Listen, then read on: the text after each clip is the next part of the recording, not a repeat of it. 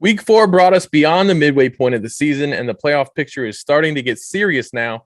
Aaman is with us once again to talk about the action. Aaman, welcome back. How was it in St. Louis last weekend?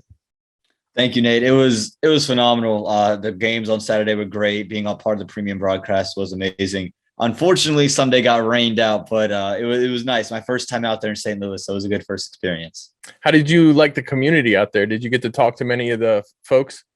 Yeah, it seemed like there was a really good community out there. A lot of the young kids would come by every single day, and they were talking about how they started it a couple years ago, and then it's just kind of grown from there. The community seems to be one that just cherishes and loves cricket, which is always great to see around the States. Kind of reminds me of what Mooresville is, just a natural homegrown community. So it was awesome to see that in St. Louis. Oh yeah, absolutely. It's I kind of got that feeling about that community. They have a good team there right now too, and the Central is pretty much wide open. I was really looking forward to that Michigan's Cricket Stars. It was a Chicago Tigers game on Sunday. They got washed out. Oh my gosh, that would have been quite the game, I think.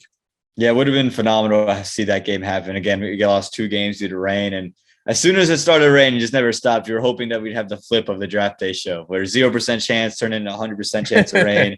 Thinking 100% maybe turn to 0, but just the luck was in our favor that day. That would have been a strength versus strength type of game. Yeah. We talked a little bit about that, you and I, how good the Tigers are bowling in the power play, how they hold teams in the 30s every time, just about, and they average over 2 wickets every power play with the ball.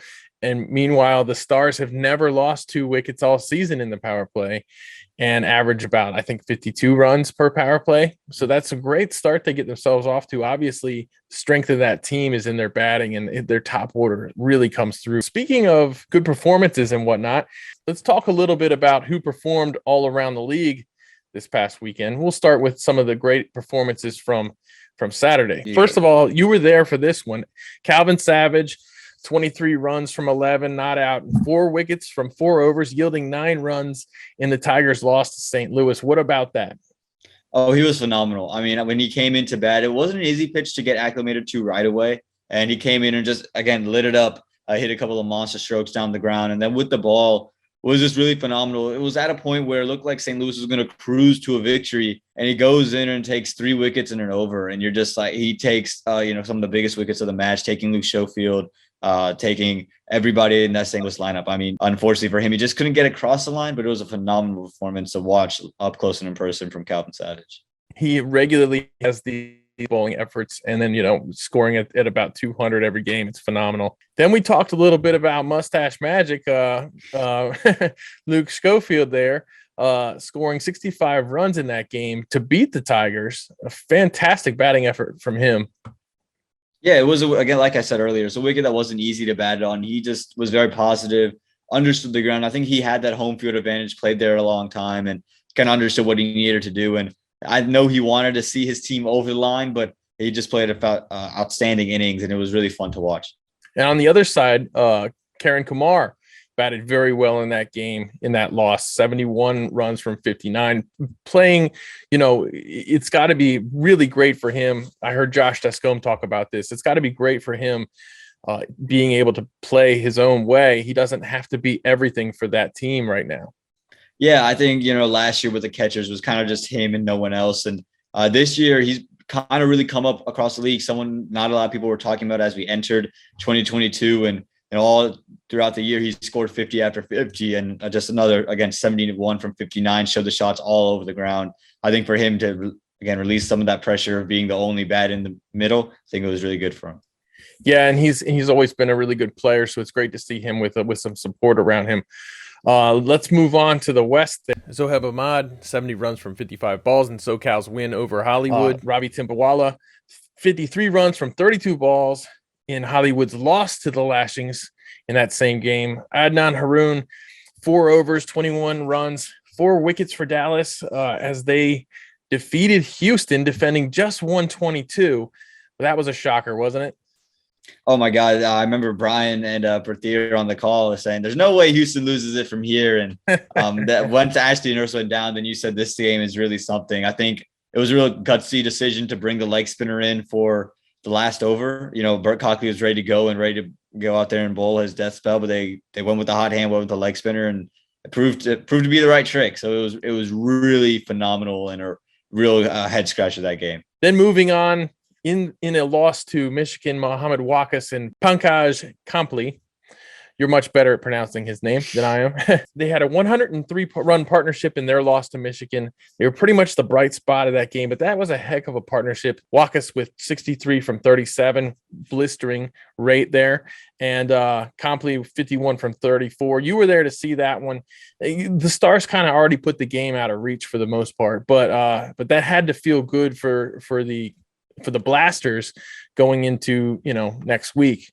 Yeah, it was big for, I think, that middle order because Muhammad Wilson went on a tear, takes 2 wickets, and almost had the third on the hat trick. And for those two to stick in and grind out an innings, again, it didn't come to much just because of how many runs Ryan Scott scored on that day, 90 from a blistering 30-odd deliveries. But, I think that when we talk about what the Chicago Blasters wanted to do, obviously win, but take a couple steps in the right direction, Muhammad Wakas and Pankaj Kampli definitely did that on Saturday. The season's kind of lost for them right now, and a few of the other teams in the Central, surprisingly. Let's see how they build on that, if they can kind of build a culture around positive efforts like that. But yeah, like you mentioned, Ryan Scott bashed it like crazy. He was back in form. I kind of predicted that. I kind of called that. I said I think he's going to use this game to get back in form from last year. I mean, his strike rate hasn't slouched at all. He just hasn't had one of those really big innings we're used to seeing from him until Saturday when he scored 90 from 31 in Michigan's win over the Blasters. What an exhibition that was. Oh, an exhibition. It was just from the first ball was terrific. He got absolutely squared up. And then from that moment on, it was just Ryan Scott all day long, played all the shots, had one lofted over extra cover, which was beautiful, had an extra cover drive all along the carpet. And he was disappointed that he couldn't finish it with 100. But man, it was when Ryan Scott's out there and he's batting, you understand why he is someone who's such a hot commodity, because he has every shot in the book, all the power in the world, and he can just tear any bowling attack apart. Yeah, I'm surprised they didn't lose more balls than they did in that. He hit him square, which was good. He hit him straight. The balls are never coming back. Right. The one shot that he hit over, what was it, over extra cover? That was between deep extra cover and long off. Yeah, that was a beauty. That was a heck of a shot. And then, like you said, of course, the beautiful cover drive. And then he's got all the great, wonderful power strokes too. He really uses his hips well. He just absolutely annihilates the ball. So it's just a fun guy to watch because Absolutely. When he goes real quick. Him and Rakeem Cornwall, Shamar Springer, these guys that go at this fast rate. I'm going to go ahead and throw Savage in there too. You can't call him Calvin when when your last name is Savage. You can't be called Calvin. Your first name use Savage. Yeah, your first name's for your mother at that point. Greg Hay, 110 runs from 60, not out in San Diego's narrow loss by just 5 runs. This is a team that's really been struggling to put everything together. I mean, still 110 from 60. This is fantastic from Greg Hay, who has had to be everything for that team. It was phenomenal. I think he's going to be relieved to get Marty Kane back. But I remember watching that last ball, and you need 6 from it. And he gets, the pull away, and you're thinking he's got all of it. Just the form that he's in, he's going to go all the way, and somehow just did trickle over. But, man, it was a special innings to watch. Right, and then we're going to talk about Rishi Bhardwaj, who, one of the Atlanta transplants into the Seattle team, one of the 2 that they got over there. Fantastic weekend for him. 56 not out on Saturday from 40 balls in Seattle's win over Hollywood. Andres House in that same game scored 54 not out from 34. Fantastic stuff from Seattle. They're getting contributions all over the place. This is a sign of a good team when you don't always have to count on your top 2-3 players. Yeah, I mean, we knew Seattle was going to be good. I think we talked about it on the draft day show. It's just hard to not pick them because they got all the talent. Again, Andres House is unbelievable. You have Rishi Bhardwaj, who they picked up, and they picked up a couple more guys, and both of them showed why they're such valuable additions. They're such valuable players for Seattle, rather. And again, I think Seattle could go very far. I think they're starting to turn the corner. Everyone's starting to make contributions, and this is a team that could beat anybody on any given day. Kerry Pierre, 48 runs from 35 balls, and in his 3 overs bowled, he only allowed 9 runs with 2 wickets in Atlanta Lightning's win over Fort Lauderdale. Lions. That's a great effort from a superstar player right there. He's certainly leading that team into right in the middle of the playoff hunt with obviously the Atlanta Fire and, Morrisville. So we'll see, man. He was fun to watch it up close, and he's performing for them. And they're another team that gets performances from a lot of different guys. Let's move on to the East action. Bhaskar Yadram 51 from 33 in Manhattan's win over the New Jersey Stallions. So those are two teams at the top of the table in the East that that's a big game right there. Fantastic stuff from Bhaskar Yadram. And then we've got Chandrapal Hemraj's 101 runs from 50 balls in the New Jersey Somerset Cavaliers win over Philadelphia. So the New Jersey Somerset Cavaliers started the season really slow. We knew they were better than that. Their batting was what was killing them before. Now, Chandrapal Hemraj has decided, hey, well, I'm just going to do it all myself. And he's scored 2 straight centuries at this point. At the end of Saturday, that was his second straight. It looks like New Jersey Somerset Cavaliers are ready to play spoiler in this division. They're ready to mess things up because I think they're I think it would take a miracle for them to make the playoffs at this point, but they're certainly capable of stirring up the pot, messing everything up for everyone else. Yeah, we talked about how good they were, and they hadn't clicked in the first 6 games. They go 0-6, and you're basically out of the playoffs at that point. But yes, playing spoiler, Philadelphia was right on the heels of a New Jersey Stallions team that just lost. So if Philly could have gotten a win, then they're right back up in the middle of it. And now you're going to see these guys just play spoiler to a lot of teams. I think they're going to beat some teams in some close spots. Again, watch the East. It's going to be fun with New Jersey coming up good. Yeah, and in that same game, Milan Kumar, the captain of the Philadelphians, scored 83 from 39 in the losing effort. So Chandrapal Hemraj did have to do that much work. Finally, we have Araful Haq, 4 overs, 14 runs, 3 wickets, and 2 runouts as Empire State Titans defended 99 runs versus DC. That is an incredible effort right there. There were actually 4 runouts in that. I think there were 4 or 5 runouts in that game. DC really buried themselves. But Araful Haq was one of the reasons that the DC did bury themselves. So good for him. Fantastic effort from the former Bangladesh Test cricketer. So now let's move on to Sunday's performances. And Akhilesh Badagam, 4 overs, 16 runs, 3 wickets in Seattle's win over SoCal. Akhilesh Badagam, one of the acquisitions from Atlanta for Seattle. We talk a lot about that. What a great game. And then we have Rishi Bardwaj came back again, scored 61 runs from 32 balls in Seattle's win over SoCal. Great stuff once again from Rishi Bardwaj.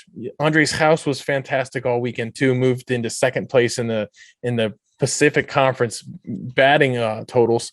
Mark Dayal, 52 runs from 24 balls in the East Bay Blazers win over San Diego. Usman Rafiq, 4 overs, 24 runs, 5 wickets in Houston's win over the Lone Star Athletics. That was an excellent bowling performance from him, but what a crumbling, what a poor job by Lone Star Athletics batting there. They have too good of a team for this. Yeah.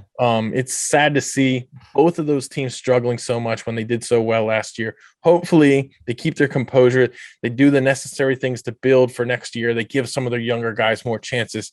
The season's lost for both of them. So, hopefully they make the right decisions going forward and they keep their spirits up, or they try to build something out of this. Pranay Suri, 4 overs, 24 runs, 6 wickets in the Silicon Valley Strikers win over the Golden State Grizzlies. That is a blockbuster game. That is a blockbuster matchup.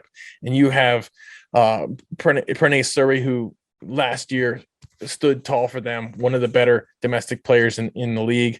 Yeah, I mean, it's a blockbuster game anytime you get Golden State taking on Silicon. So to perform in that game is always crucial. And for Pranay Suri to step up was huge.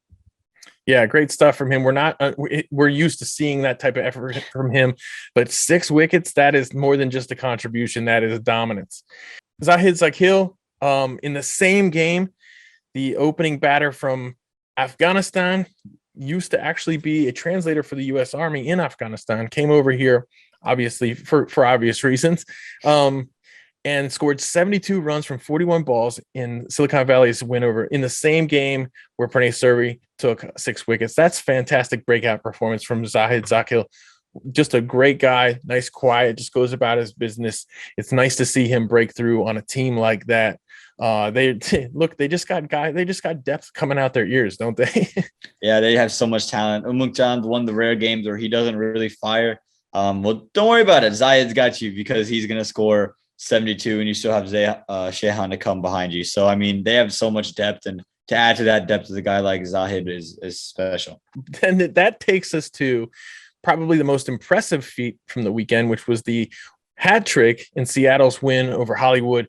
Fani Simhadri, 4 overs, 20 runs with those 3 wickets in hat trick order. Fantastic stuff from him. I saw a great slow motion video from a fan of the 3rd wicket where you see everyone celebrating. You know, a lot of people wouldn't even consider him one of the top 2 bowlers from Seattle, and he leads the league now in wickets. Yeah, it's just been special to watch him all year long. And again, taking a hat trick in any format of the game is special, and to take one in minor league cricket, absolutely fantastic to see what Funny has been doing all year long. And the first one ever. So yeah.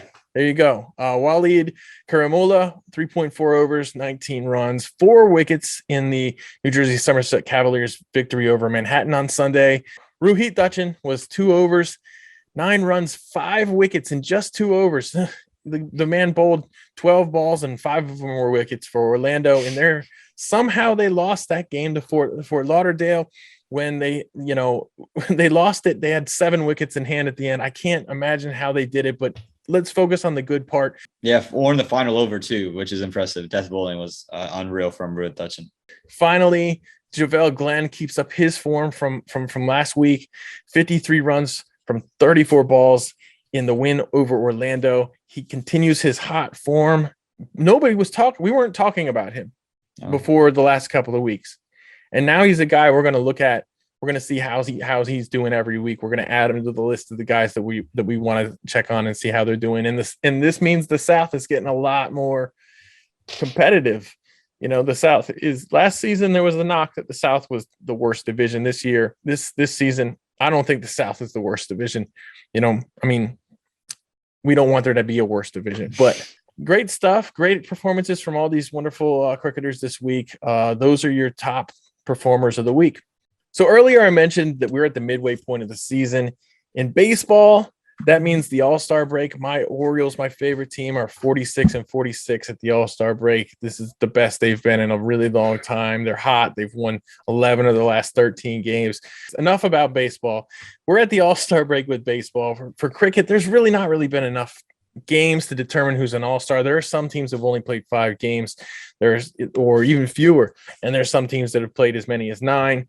But what we can do is we can look at each division and pick out a batter, a bowler, and an all-rounder that's stood out as an all-star in each of the 4 divisions.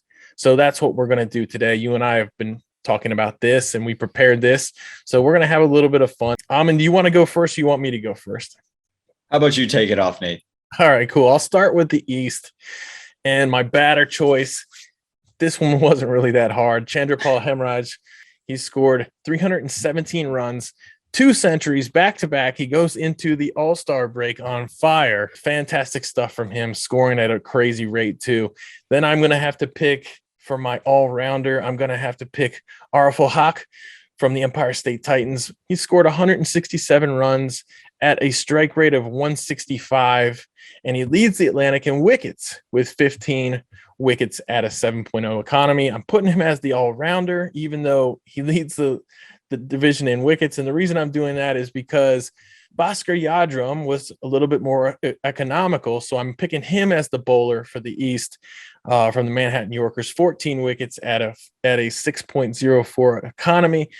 And he adds runs at a high rate with 155 runs at a 140.91 strike rate. So as powerful as Bhaskar Yadram is, Araful Haq has been even more speedy with the bat. So that's why I got him as the all-rounder, and Bhaskar Yadram as the bowler for this division. What are your thoughts on this? You think I did a decent job there? Yeah, I love it. I think obviously we're all going to pick Chandrapal Hemraj as the bat with the form he's carried from the last couple of weeks. And I think you could have gone either direction with Araful Haq or Bhaskar Yadram. Wherever you wanted to put him, you could put him. Both needed to be on the list, and both are on the list. So I have no objections here. Yeah, well, there've been a lot of great performers from the Atlantic Division and from the East Division, but these are the guys I think have stood out the very very most. So other guys I could mention, Milan Kumar, just tearing the cover off the ball for the Philadelphians, bowling very well too. Dominic Ricky batting well, Sai Mukamala. Yeah, so there are a lot of good performers, but those are the guys I think stood out the most. Yeah, I love it. Again, I think with the ball, you could maybe look at a guy like Pranto Ahmed, 11 wickets for the GC Hawks. But I think these three guys have been basically impact performers for their teams all year long and been a big part of why they win games. Yeah, definitely. So now we'll move on. Which do you want to do next, the Central or the West?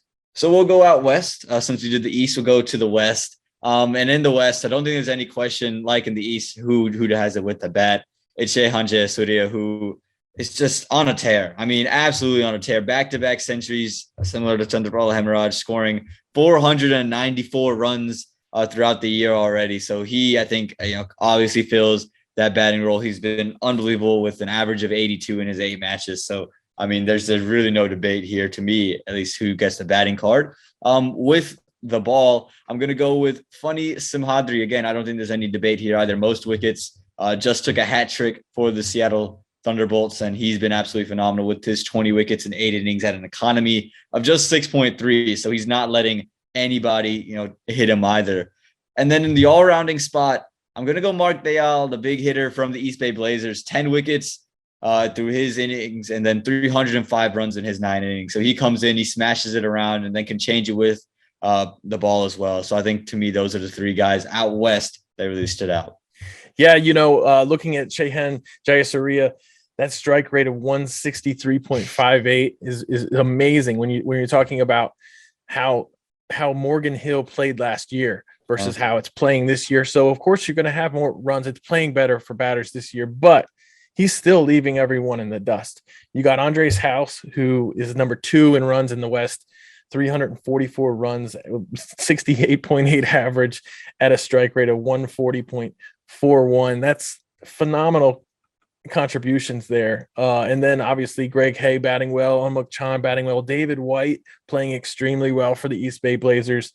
And he's even going at a strike rate of 147.67. So, once he gets going, he kicks it on really well. But yeah, I like that. And I love the pick of Mark Dayal. He's been so much fun to watch this season, both with the ball and with the bat and in his decision-making too. He's just been a phenomenal cricketer for them. The amazing thing there, it's funny.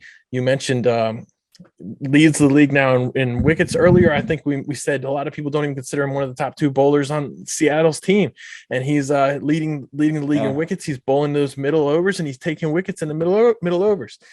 So he's kind of got the Liam Plunkett job, but he's making the most out of it there. Good for him. So I like those picks; those are great. So now I'll move on to the South.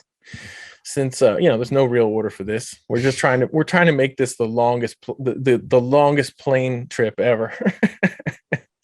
Zigzagging around the country. The South, I'm gonna go with the batting in the South was tough. I wanted to pick an opener, because you bat every game when you're an opener or a top order batter at least. But Shamar Springer, to me, has been the standout for the Atlanta Lightning. 202 runs, 250s in his 5 innings, 190.57 strike rate, 67.33 average. They've really leaned on him to put themselves in a playoff position that they're in right now. I thought about Rakeem Cornwall, who's got a similar strike rate, extremely similar numbers to Shamar Springer. My all-rounder is former USA all-rounder Roy Silva, second most runs in the South. He's doing it at a 156 strike rate, which is excellent, playing on a lot of natural turf wickets. He's taken 8 wickets at an economy under 6, which is excellent when you consider the scoring rate in that division this season. And then my bowler, I'm going with Sid Matani, Atlanta Lightning, 5 innings, 10 wickets at a 4.61 economy, which is outrageous. And he's taking wickets every 8.3 runs, which is he's a beast. That's fantastic. So he's benefited from moving to the South from San Diego. We have to ask ourselves why San Diego let him get away. Maybe he moved there for other reasons. He's been a huge addition to the division, been a huge addition to Atlanta Lightning. So they have two of my three all-stars in the division there. Good for them.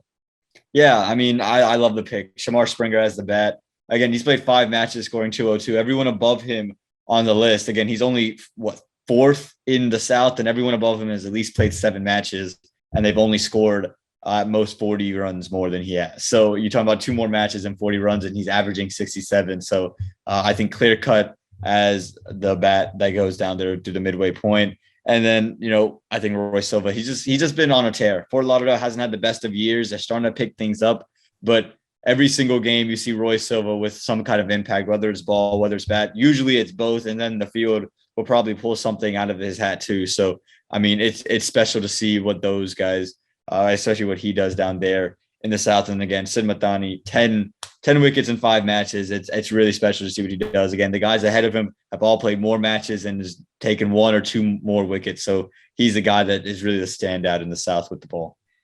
No question. And, I'm interested in this time next year or at the end of the season even.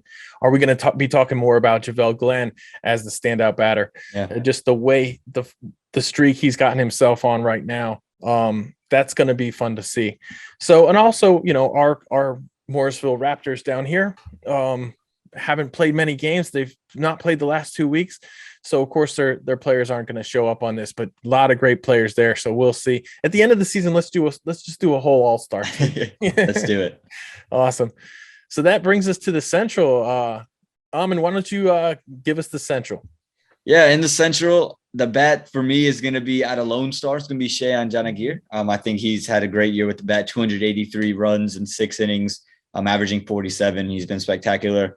Your all-rounder is the man that only goes by one name. It's going to be Calvin Savage. Again, there's nothing short of extraordinary when he comes on to the field of play. 101 runs and 49 deliveries, 10 wickets to his name at a 3.6 economy. Yes, 3.6 as a pace bowler. And again, you're not bowling on these big grounds. There's some grounds that are a little bit smaller than others. And with his pace, to keep it at 3.6 is pretty special.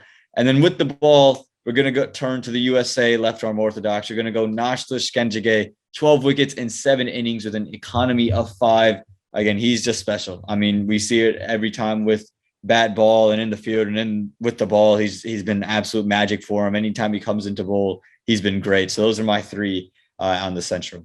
Oh, man, Nosh has been fantastic. I've made it clear before I'm a big fan of his.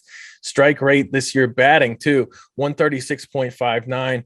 I want to see an argument not to bat him every game, because he's been fantastic on both sides of the ball. He's making a case for being basically the best player in the Central Division.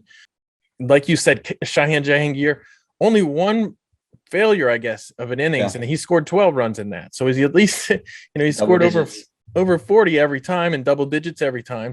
For the all-rounder spot, I would also consider Justin Dill, who has been batting tremendously well and obviously opens the bowling and gives that team an excellent start. But he's got 186 runs right now at a 130.99 strike rate, average of 46.5. That's great contributions from an all-rounder for sure.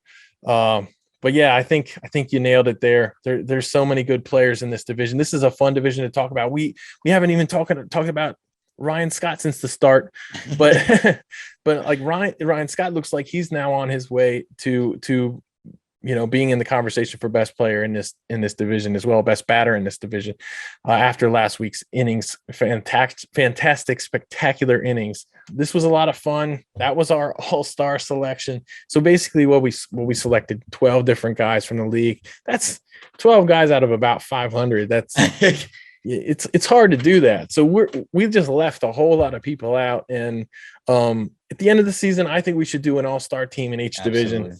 Thanks for watching. Thursday we'll have the DAFA News Emerging Player of the Week. Until then, thanks for joining us.